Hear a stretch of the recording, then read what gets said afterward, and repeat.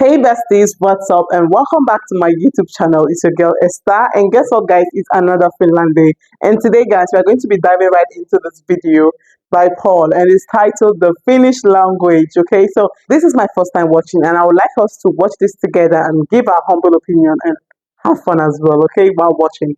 So stay tuned, guys. Let's dive right in without much delays. Hey Paul, when are you going to finish? What do you mean? When are you going to finish talking about italki? Oh, I'm already finished. Okay, good, because you have a language video to make. Oh, that's right. What language is it today? Finnish. Oh, who is finished? Yeah, I'm finished. That's not what he meant, man. Hello everyone, welcome to the Lang Focus channel, and my name is Paul. Today I'm going to talk about the Finnish language.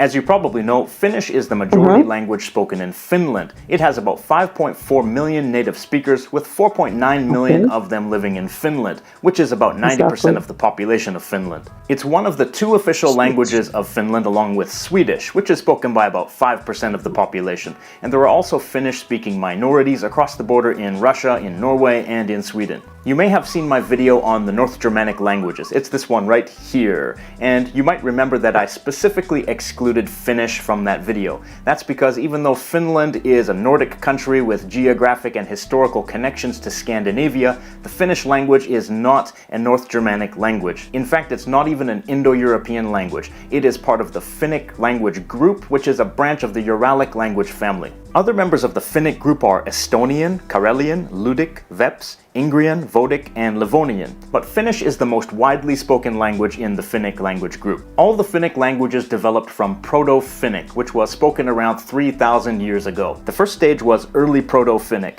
Then during the Middle Proto-Finnic period, some changes took place in that language, and it split into two: Proto-Samic, the ancestor of the Samic languages, and Late Proto-Finnic, which ultimately became the most recent ancestor of all the Finnic languages. It's worth noting that Finnish contains a significant number of Germanic loanwords, some of them which are clearly ancient in origin. For example, kuningas, which means king, tuoli, which means chair, and it comes from the same root as stool, and koulu, which means school.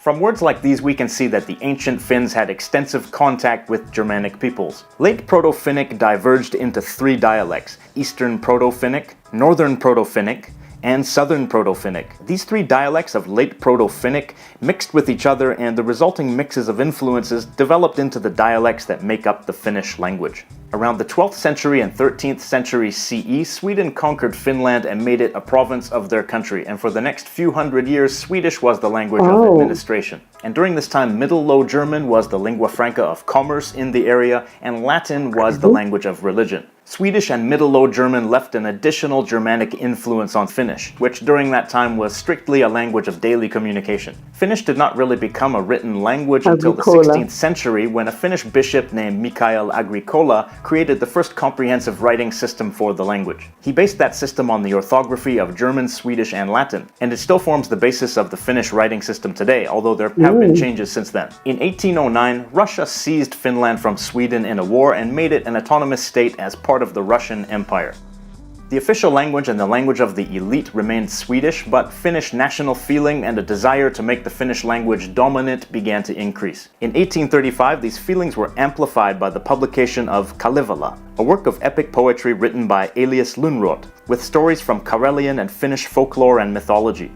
Lönnrot also played an important role in the development of Standard Finnish. In 1863, Finnish became an official language in Finland alongside the Swedish language, and they both remain official languages today. And with a new sense of national identity emerging, Finland eventually gained independence from Russia in 1917. Before Standard Finnish was created, the Finnish language consisted of a number of dialects that could be roughly divided into Eastern and Western dialects. The Western dialects are the ones upon which Standard Finnish was largely based. From what I understand, these days the dialects mostly consist of differences in accent. But outside of Finland, there are a few interesting dialects that are officially considered to be different languages, even though they are intelligible with Standard Finnish. This includes the Karelian language in Russia, meänkieli, which is spoken by a Finnish minority in Sweden, and Kaven, which is spoken by a minority in Norway. Guys. So what is the Finnish language like? Well, it shares some features with the other members of the Finnic language group. Some of those features are no grammatical gender. There is no distinction between masculine, feminine, or neuter. Not even in the personal pronouns. Han means both he and she. And interestingly, Finland was one of the first countries to grant women the right to vote, and it was one of the first to have a female president. So maybe gender equality is just built into the language and way of thinking. Hey, you never know. Next, no articles. Articles are the words like a or the in English. English speakers often wonder how you can communicate without those articles, but the context usually provides enough meaning that you don't actually need the articles. Next, Finnish has some prepositions. In English, those are words showing location or relationship, like to or at or on. But Finnish has many more postpositions. These are similar to prepositions in function, but they come after the word that they add meaning to, rather than before. Here's an example sentence with a postposition. Tori on kaupungin keskellä. This sentence means the market is in the center of town. Tori means market. On is similar to is. Kaupungi is town. The N at the end of kaupungi is the genitive case, showing possession. And then after kaupungin, we have keskellä, which is the postposition, which means in the middle. So it's a postposition because it comes after the noun kaupungi. Next, lots of grammatical cases, 15 to be precise. That means that nouns, personal pronouns, and adjectives have 15 different forms depending on their function in the sentence. We can't look at all 15 right now, but let's look at an example. Finnish has the accusative case, which marks a direct object, and that's common in lots of languages. It can be shown with an N at the end of the word, or it can be shown with nothing, just left blank at the end of the word. But there is also something called the partitive case. This also marks a direct object if the object is only part of a whole, or if the action is incomplete, or if the action is negative. Syötkö kalan? This sentence means, will you eat the fish? Shut means you eat. K is a question marker. Kala is fish. And the N at the end of kala is the accusative case, showing that the action will be completed and that the whole fish will be eaten. Syötkö kalaa? Means, do you eat fish? So again, shut is you eat. K is the question marker. Kala is fish. And the a at the end of kala is the partitive case, which shows that there's no completed action.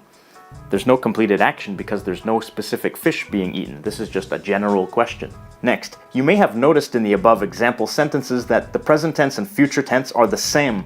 That's right, in Finnish there is no future tense, but the future can be indicated in a couple of ways. When you see a present tense verb with an accusative case object, like this, that indicates the future because it shows that the action will be complete at some point. When you see a present tense verb with the partitive case, like this, that indicates present tense because the action is not a completed action, so it must be happening now. The future can also be clarified with a time expression. Here's an example demonstrating that there is no future tense in Finnish. Luen. I read. This means I read. Luen huomenna. Tomorrow. This means I will read tomorrow. Huomenna means tomorrow. And that time expression is what indicates that this action will take place in the future. Next, there are a lot of long words in Finnish because of agglutination and because of compound words. Finnish is an agglutinative language, meaning that words can be formed by attaching together pieces that add meaning to the word, without those pieces changing. You just attach them together. In English, we might use separate words like conjunctions and prepositions, but in Finnish, special endings can be added to a word stem. Here's an example starting with the word for house. Talo. Taloissa. Taloissani. Oh, taloissanikin. Taloissanikin. Taloissanikin. Oh. And a few additional features of Finnish. Number one, the main stress always goes on the first syllable of the word.